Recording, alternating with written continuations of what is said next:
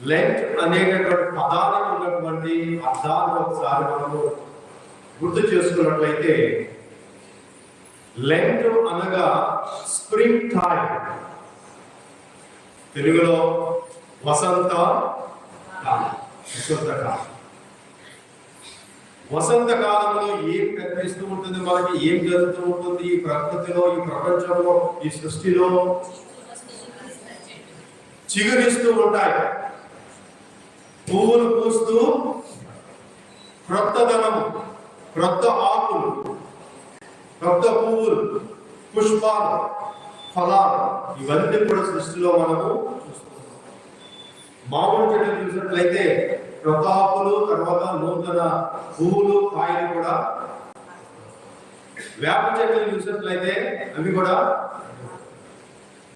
ఈ వసంత కాలంలో ఈ సృష్టిలో మనం చూసినట్లయితే